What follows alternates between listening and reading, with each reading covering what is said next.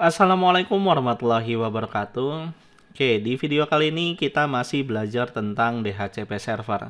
Di mana di video sebelumnya kita sudah belajar tentang bagaimana caranya melakukan konfigurasi DHCP server dengan menggunakan MLS. Nah, untuk video kali ini kita akan belajar tentang bagaimana caranya melakukan konfigurasi DHCP server dengan menggunakan router. Nah, untuk cara melakukan konfigurasinya, yang pertama yang tentunya kalian harus membuat desain topologi yang bentuknya seperti ini. Di mana di desain topologi ini terdapat dua buah VLAN, yaitu VLAN 10 dan 20. Dan setiap masing-masing VLAN ini kalian lakukan konfigurasi di setiap masing-masing switch, baik itu switch 1 dan switch 2. Dan jangan lupa untuk kalian melakukan konfigurasi trunking antar switch. Selain konfigurasi di antar switch, kalian juga harus melakukan konfigurasi trunking antara switch 01 dengan router 1 gitu. Nah, setelah kalian melakukan konfigurasi trunking, maka langkah selanjutnya adalah kalian buat sub interface untuk setiap masing-masing VLAN yang nantinya digunakan sebagai default gateway untuk setiap masing-masing PC di setiap VLAN. Dan jika kalian lupa melakukan konfigurasinya, kalian bisa melihat di video tutorial sebelumnya.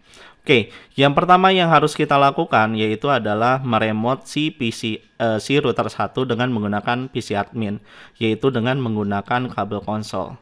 Kalian klik di bagian PC admin ya, kemudian kalian pilih RS232, kemudian kalian pilih konsol di bagian router.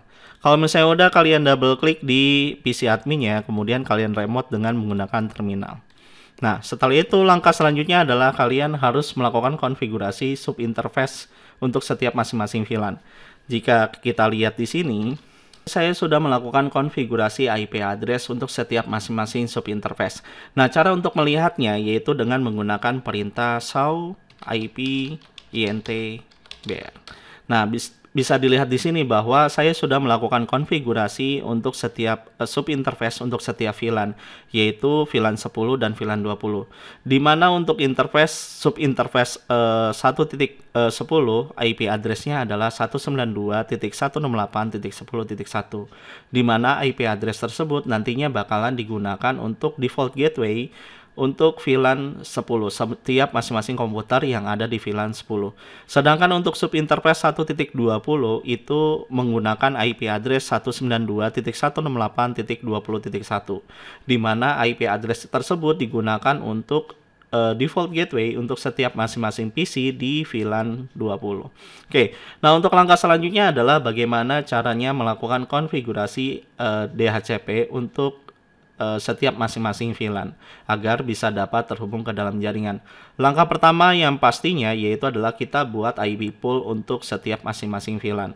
Misalnya di sini kita masuk dulu ke ini ya, ke global config ya. Nah, kemudian kita buat IP pool-nya.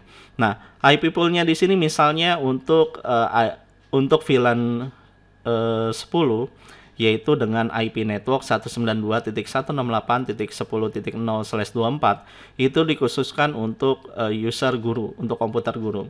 Sedangkan untuk VLAN 20 yaitu dengan IP networknya 192.168.20.0/24 itu dikhususkan untuk IP address komputer yang ada di VLAN 20 gitu ya, dengan nama siswa gitu. Nah, misalnya di sini yang kita buat yaitu adalah IP pool untuk VLAN guru dulu, yaitu dengan menggunakan IP DHCP pool dengan nama yaitu guru. Nah, kalau misalnya udah kita tekan enter aja. Nah, di sini langkah selanjutnya adalah kita lakukan konfigurasi IP network. Sebenarnya untuk konfigurasi DHCP baik itu MLS ataupun router itu hampir mirip atau sama aja gitu ya. Nah, kemudian di sini kita masukkan IP networknya ya. Nah, di sini IP networknya berapa? Nah, karena di sini untuk guru yang merupakan VLAN 10, maka IP networknya adalah 192.168.10.0 dan slashnya adalah /24. Berarti netmasknya adalah 255, kemudian 255.255.0 gitu ya. Nah, kalau misalnya udah, langkah selanjutnya adalah default gateway.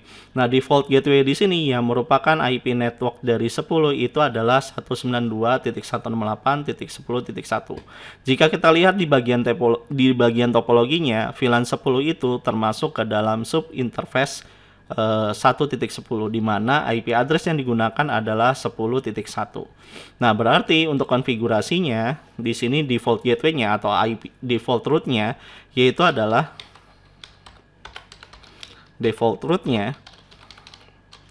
adalah 192.168.10.1 gitu ya. Nah, kalau misalnya udah, langkah selanjutnya adalah kita setting IP DNS-nya dengan menggunakan perintah DNS strip server. Nah, di sini DNS yang akan diberikan untuk komputer klien IP DNS-nya berapa, atau IP DNS yang ada di ISP-nya itu IP DNS-nya berapa. Supaya apa? Supaya bisa melakukan translasi dari IP address menjadi sebuah nama untuk melakukan koneksi ke internet gitu ya. Nah, misalnya di sini DNS servernya adalah DNS server Google. Berarti di sini kita masukkan IP-nya yaitu 8.8.8.8. Nah, kalau misalnya udah, tekan enter aja. Nah, kemudian kita exit. Setelah itu seperti biasa kita lakukan untuk IP DHCP pool untuk siswanya untuk VLAN 20. Di sini kita masukkan IP DHCP pool dengan nama siswa tentunya. Kemudian kita masukkan networknya. Networknya adalah 192.168.20.0. Kemudian netmasknya adalah berapa? Karena di sini menggunakan /24, berarti di sini netmasknya adalah 255.255.255.0. Nah, kalau misalnya udah, baru kita masuk ke default root-nya. Default root-nya yang dipakai itu adalah IP address dari subinterface VLAN 20. Di mana subinterface VLAN 20 kalau misalnya kita lihat di sini yaitu adalah 1.20 dengan menggunakan IP address 192.168.20.1. Otomatis untuk default gateway-nya di sini adalah default root-nya adalah 192.168.20.1 gitu ya. Nah, untuk IP DNS-nya kita samakan seperti yang ada di VLAN 10, yaitu DNS server 8.8.8.8, yaitu DNS-nya si Google. Nah, kalau misalnya udah, tekan enter aja, kemudian kita exit. Oke. Nah, untuk langkah selanjutnya seperti biasa, yaitu kita harus mendaftarkan IP address yang tidak boleh di-share ke dalam jaringan, di mana IP address ini adalah IP address yang memang tidak diperbolehkan digunakan untuk komputer klien. Contohnya adalah IP gateway dan IP si server tentunya, yang harus dilakukan konfigurasi menggunakan static gitu, IP static. Kenapa seperti itu? Karena kalau misalnya kita menggunakan IP DHCP, otomatis IP server akan berubah secara terus-menerus, yang mengakibatkan komputer klien akan kesulitan untuk mengakses IP address-nya si server. Untuk itu, IP address untuk server dibiasakan biasanya menggunakan IP address static, tidak pernah menggunakan IP DHCP. Oke, nah untuk konfigurasinya yang kita lakukan yaitu menggunakan perintah IP DHCP, kemudian exclude, kemudian strip address. Nah, di sini kita masukkan yang tidak diperbolehkan untuk dipakai di dalam jaringan untuk komputer klien, yaitu adalah IP gateway. IP gateway-nya misalnya untuk VLAN 10, yaitu 192.168.10.1 gitu ya. Nah, kemudian kita lakukan konfigurasi yang sama untuk VLAN 20. Oke. Nah, kalau misalnya udah, jangan lupa untuk menyimpan hasil konfigurasi tersebut dengan menggunakan perintah do write atau do wr.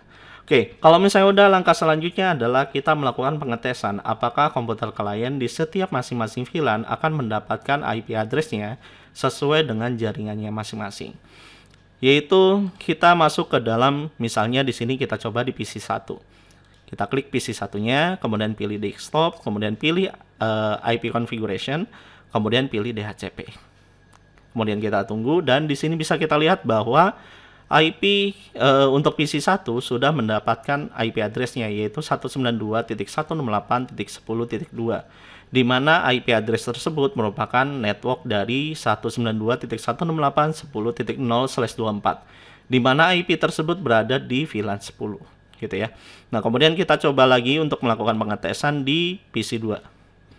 Kita lihat di sini, kita coba. Kemudian kita ganti IP-nya dan kita lihat bahwa si PC 2 ini juga mendapatkan IP address 192.168.10.3 gitu ya. Begitu juga dengan IP dengan PC 5. Pastikan untuk setiap masing-masing komputer yang ada di setiap masing-masing VLAN mendapatkan IP address-nya berdasarkan VLAN-nya masing-masing. Dan bisa kita lihat di sini juga untuk PC 5 juga mendapatkan IP address yang sama, gitu ya. Oke, bagaimana dengan VLAN 20? Kita cek di PC 3, kemudian pilih desktop, IP configuration, kita pilih DHCP. Dan di sini bisa kita lihat bahwa si PC 3 ini juga mendapatkan IP address-nya yaitu 192.168.20.2, di mana IP tersebut merupakan IP network-nya yaitu 192.168.20.0/24, di mana IP network tersebut berada di VLAN 20. Oke. Nah, kalau misalnya kita cek lagi di PC 4, ini pasti akan mendapatkan IP address yang sama, gitu ya. IP yang masuk ke dalam IP network yang sama, gitu ya, yaitu 192.168.20.3, gitu ya. Begitu juga dengan PC 6. PC 6 juga seharusnya mendapatkan IP address yang sama juga, atau IP network yang sama ya, bukan IP address yang sama. Nah, kita bisa lihat di sini IP address-nya yaitu adalah 192.168.20.4. Gitu. Nah, dari sini bisa kita simpulkan bahwa setiap masing-masing klien sudah mendapatkan IP address-nya masing-masing dengan menggunakan DHCP server. Oke, sampai di sini dulu perjumpaan kita kali ini. Sampai jumpa di video selanjutnya. Wabillahi taufiq wal hidayah. Wassalamualaikum warahmatullahi wabarakatuh.